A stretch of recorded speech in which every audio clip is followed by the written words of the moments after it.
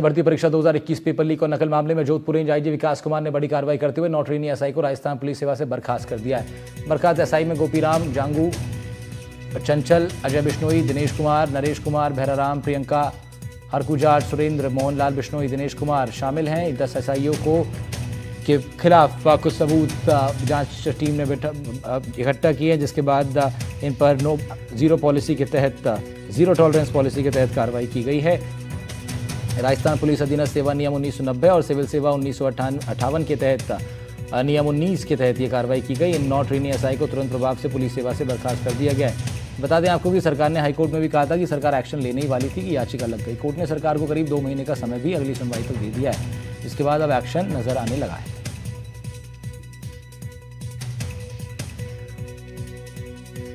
तो 10 एसआई को, trainee SIO को फिलहाल बर्खास्त कर दिया गया है सेवाओं से। आपको बता दें एसआई भर्ती पेपर लीक मामले से जुड़ा ये पूरा प्रकरण है, जिस पर अब लगातार कार्रवाइयां सामने आ रही हैं। जोधपुर से बड़ी खबर आपको बता रहे हैं, एसआई भर्ती में नकल के मामले में बर्खास्त की कर दी गई है। 9 ट्रेनी एसआईओ को पुलिस सेवा से बर्खास्त किया गया। जोधपुर रेंज आईजी पुलिस विकास कुमार ने यह आदेश पारित कर इन सभी को सेवाओं से बर्खास्त कर दिया है।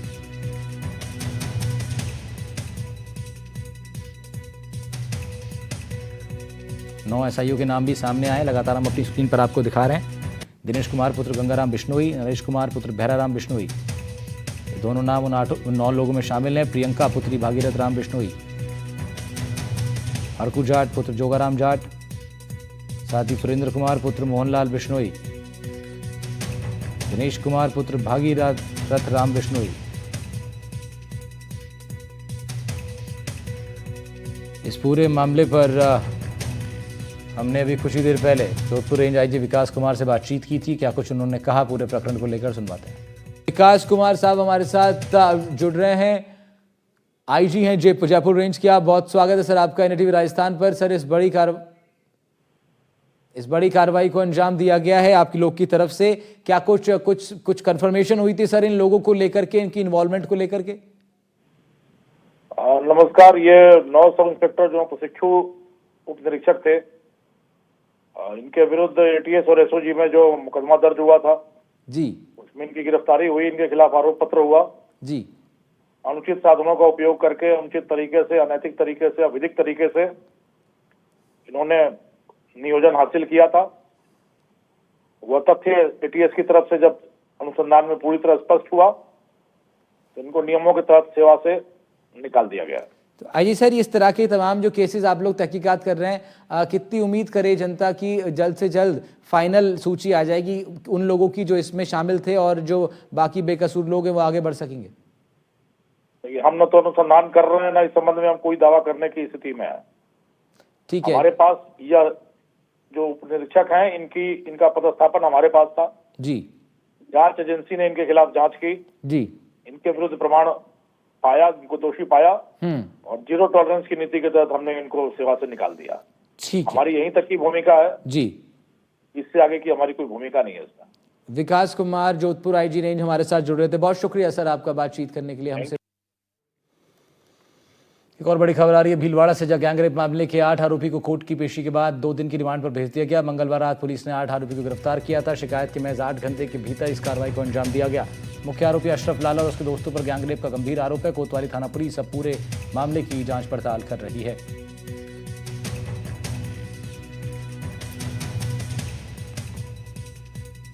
मुख्य आरोपी और उसके दोस्तों पर गैंगरेप का गंभीर आरोप लगा, जिसके बाद कोतवाली थाना पुलिस ने बहुत जल्दी इन सभी की गिरफ्तारी कर ली और महज 8 घंटे के भीतर इस कार्रवाई को अंजाम दिया गया है। मंगलवार रात पुलिस को ने 8 आरोपी को गिरफ्तार किया है। 2 दिन की पुलिस रिमांड पर कोर्ट ने इनको भेज दिया है।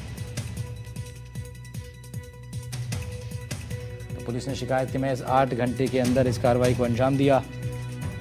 कोतवाली थाना पुलिस अब पूरे प्रकरण की जांच पड़ताल कर रही है।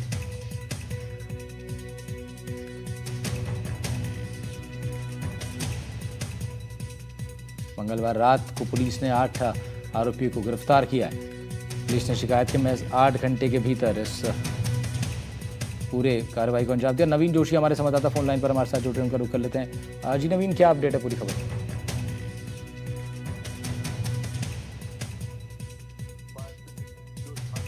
8 मुलजिम जो गिरफ्तार हुए हैं बीती रात को इस पूरे मामले में, जिनको 8 मुलजिमों को आज एसीजेएम कोर्ट संख्या 1 में पेश किया गया। न्यायाधीश से उनके सामने इनको पेश किया गया। वहां से पुलिस ने 2 दिन का रिमांड मांगा है इनका। सभी आरोपियों को रिमांड पर भेज दिया गया है। इस पूरे मामले में जब ताजा अपडेट ये है कि एक जो महिला है जो इस पूरे सेना के मुख्य रोल में थी, इनसे परिचय कराने में थी, औरत की अभी तलाश कर रही पुलिस सहकर्मी से। और ये जो 8 आरोपी गिरफ्तार हुए हैं, जो जिस तरह से लड़की ने आरोप लगाए, युवती ने आरोप लगाए कि ये ब्लैकमेल कर रहे थे, तो पुलिस के लिए जो सबसे बड़ा सिरदर्द है वो ये है इस पूरे मामले में जो 8 आरोपियों से गिरफ्तार मोबाइल है, उनकी साइबर स्पेशल जांच करवाने का एक और कड़ी से कड़ी जोड़कर, क्योंकि आरोप तो लग गए, एक एफआईआर तो दर्ज हो गई, 8 लोगों की गिरफ्तारी भी हो गई, मगर कोर्ट के पटल पे सारे साक्ष्य सबूत के साथ में पेश करना और उसके बाद में मुलजिमों को उनके अंजाम तक पहुंचाना, ये पुलिस के लिए बड़ी टेढ़ी खीर है। क्योंकि साइबर का मामला है, नया आधुनिक मामला है, तो आधुनिक दौर में किस तरह से पुलिस साक्ष्य जुटाए, वो सबसे इम्पोर्टेंट बात है। ठीक है, शुक्रिया नवीन, आपका तमाम जानकारी के लिए। बढ़ रहे हैं आगे। राजस्थान में बेटियों से रेप और गैंगरेप की वारदातें रुकने का नाम नहीं ले रही। विजयनगर कैफे में नाबालिगाओं से दोस्ती, ब्लैकमेल और देह शोषण का मामला अभी शांत भी नहीं हुआ था कि बीती रात भीलवाड़ा के एक कैफे से अश्लील फोटो वीडियो दिखाकर ब्लैकमेल करने का मामला सामने आया। युवती को नशीले पदार्थ पिलाकर फोटोज वीडियोज बनाए गए, ब्लैकमेल किया जा रहा है, गैंगरेप करने का खुलासा भी हुआ है। ऐसी घटनाओं को लेकर लोगों का भी खासा आक्रोश है। बच्चियां कैसे होंगी महफूज, ये एक बड़ा सवाल है। इस मुद्दे को लेकर हमारी एक रिपोर्ट देखिए।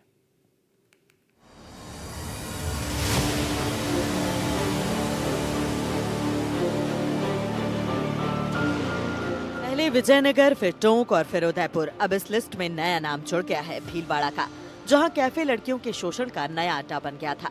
दरअसल बीती रात भीलवाड़ा के एक कैफे में अश्लील फोटो वीडियो दिखाकर ब्लैकमेल करने का मामला सामने आ गया, जिसमें युवती को नशीला पदार्थ पिलाकर अश्लील फोटो वीडियो बनाकर ब्लैकमेल करने और गैंगरेप करने का खुलासा हुआ है।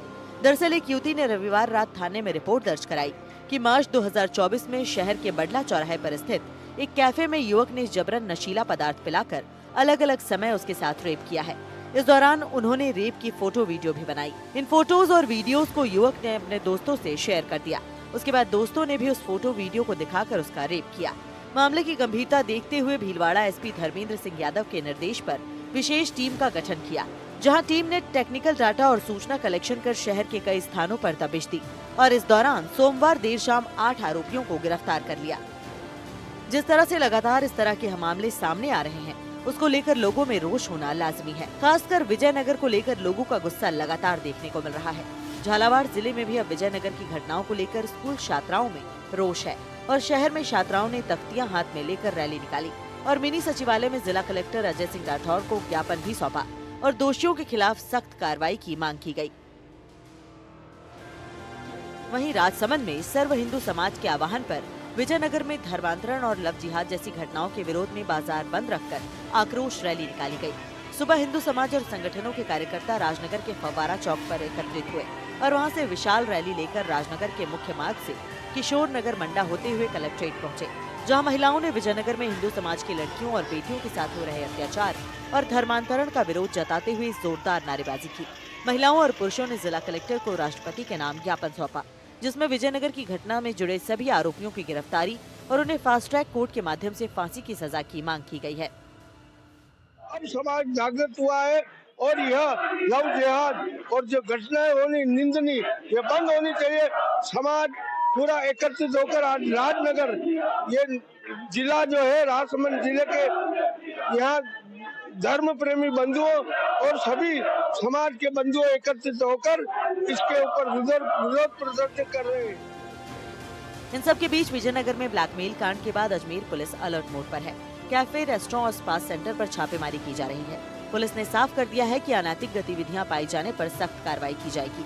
इसी कड़ी में लगातार ताबड़तोड़ छापेमारी की जा रही है। छापेमारी के दौरान संदिग्ध लोगों से पूछताछ भी की जा रही है।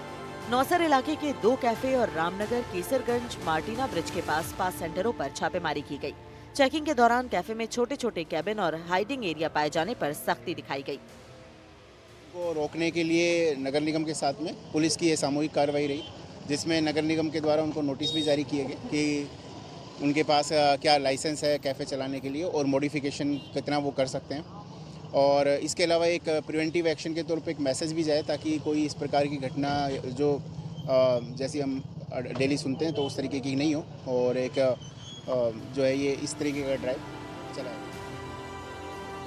कुल मिलाकर देखा जाए तो राजस्थान में लगातार ब्लैकमेलिंग की आड़ में शारीरिक शोषण के मामले सामने आ रहे हैं। ऐसे में जरूरत है जड़ पर हमला करने की, यानी कैफे और अराजक तत्वों के ठिकानों पर हर एक की जांच होनी चाहिए और एक्शन लिया जाना चाहिए, ताकि कैफे में ऐसी हरकतें करने से पहले दरिंदे 100 बार सोचें।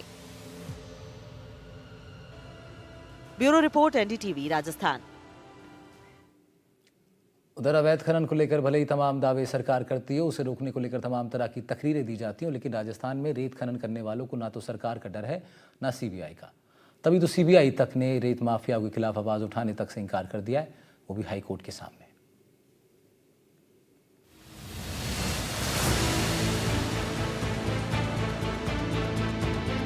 सीबीआई जैसी उच्च स्तरीय जांच कमेटी भी अगर संसाधनों की कमी की बात कहेगी तो न्याय की उम्मीद कैसे की जाएगी? जी हाँ, आपने सही सुना। भारत की प्रमुख जांच एजेंसियों में से एक सीबीआई के पास संसाधनों की कमी है। ये खुद कहा है राजस्थान हाईकोर्ट ने सीबीआई के जवाब को सुनकर। अवैध रेत खनन माफिया के जिस तरह से राजस्थान में हौसले बुलंद हैं और खनन का गोरख धंधा दिन दुनी रात चौगुनी तरक्की के साथ बढ़ रहा है, उसे लेकर राजस्थान हाईकोर्ट ने सीबीआई को तलब किया था, जहाँ सीबीआई ने हाईकोर्ट को बताया कि राज्य पुलिस जांच में कोई सहयोग नहीं कर रही है, स्थानीय पुलिस से पर्याप्त बल नहीं मिल रहा है, इसके कारण जांच में बाधा आ रही है। सीबीआई ने अदालत में कहा कि संयुक्त जांच के लिए पर्याप्त संसाधन नहीं है, राज्य सरकार और स्थानीय पुलिस से अपेक्षित सहयोग नहीं मिल रहा, इसके अलावा जांच के लिए जरूरी बल उपलब्ध नहीं करवाया जा रहा। यानी सीबीआई का जवाब सुनकर हाईकोर्ट भी स्तब्ध रह गया, क्योंकि एक और सरकार खनन को लेकर सख्त नीति की बात करती है, वहीं सीबीआई कहती है कि सरकार उसे सहयोग नहीं करती। यानी सही किसे माना जाए, सरकार को या सीबीआई को? जिसके बाद अब राजस्थान हाईकोर्ट ने प्रदेश में अवैध बजरी खनन को लेकर सख्त रुख अपनाया है। हाईकोर्ट ने अब तक कोई ठोस प्रगति नहीं होने पर नाराजगी जताते हुए सीबीआई डायरेक्टर को 17 मार्च को पेश होने का आदेश दिया है। वहीं हाईकोर्ट की टिप्पणी के बीच बूंदी में खनन और रेत माफियाओं ने वन विभाग की टीम पर हमला बोल दिया, जिसमें रेंजर समेत 6 वनकर्मी घायल हो गए। 20 से ज्यादा हथियारबंद बदमाशों ने छापेमारी करने गई टीम पर ही धावा बोल दिया और टीम को जान बचाना भारी पड़ गया। फिलहाल पुलिस ने मामला दर्ज कर जांच शुरू कर दी है। इन्होंने एक कुट्टी की मशीन और जिस ट्रैक्टर के पीछे लगी हुई थी, और एक ट्रैक्टर ऐसे ही था जिसके अंदर सिंगल खाली सोलो था, और उसके साथ में एक जेसीबी मशीन भी थी। इन्होंने जैसे ही देखा तो वो लोग भाग खड़े हुए, तो उन्होंने ये सब चीज़ें अपनी कब्जे में तहवील में लिया, और फिर वो जो सरकारी जीप से और अपना कोई कर्मचारी उस पर बैठ कर और लेके आ रहे थे। तो लगभग ये जंगल के अंदर 4-5 किलोमीटर अंदर का वाक़या है, 2 किलोमीटर तो ये आगे थे, तब तक ऐसा कुछ घटनाक्रम नहीं हुआ। उसके बाद में जैसे ही इनकी जीप कहीं पे थोड़ी सी फंस गई। यानी राजस्थान में अवैध खनन माफियाओं के हौसले किस कदर बुलंद है, इसकी तस्दीक इस खबर से होती है। साथ ही हाईकोर्ट में सीबीआई के अवैध खनन की जांच से इनकार और पुलिस से सहयोग नहीं मिलने की बात कहने को लेकर विपक्ष को बैठे बिठाए मुद्दा मिल गया। कांग्रेस प्रदेशाध्यक्ष गोविंद सिंह डोटासरा और पूर्व डिप्टी सीएम सचिन पायलट ने सरकार पर तंज कसा है। डोटासरा ने कहा कि माफिया पुष्पा बनकर अवैध खनन की रील्स अपलोड करके कानून व्यवस्था को चुनौती दे रहे हैं। वहीं पायलट ने कहा कि माफियाओं के आगे सरकार नतमस्तक है। कुल मिलाकर देखा जाए तो माफिया लगातार सरकार और शासन को चुनौती दे रहे हैं। प्रदेश के अलग अलग थानों में बजरी माफिया और अवैध बजरी खनन के करीब 416 मामले दर्ज हैं। सीबीआई ने इतने सारे मामलों में जांच करने में असमर्थता जता दी थी, और तो और सीबीआई ने फरवरी 2025 तक केवल बूंदी सदर थाने में दर्ज मामले के अलावा किसी दूसरे मामले की जांच नहीं की। ऐसे में देखना होगा कि सीबीआई आगे क्या बहाना लगाती है और सरकार क्या रुख अपनाती है। Bureau report, NDTV, Rajasthan. Jaipur के विद्याधर नगर थाना क्षेत्र में लूट की एक सनसनीखेज घटना सामने आई है, जहां एक घरेलू नौकर ने अपने साथियों के साथ मिलकर मकान मालकिन के साथ मारपीट की और 1.5 करोड़ रुपए की ज्वेलरी लूट ली। बदमाशों ने महिला को चाकू की नोक पर बंधक बनाया और वारदात को अंजाम देकर फरार हो गए।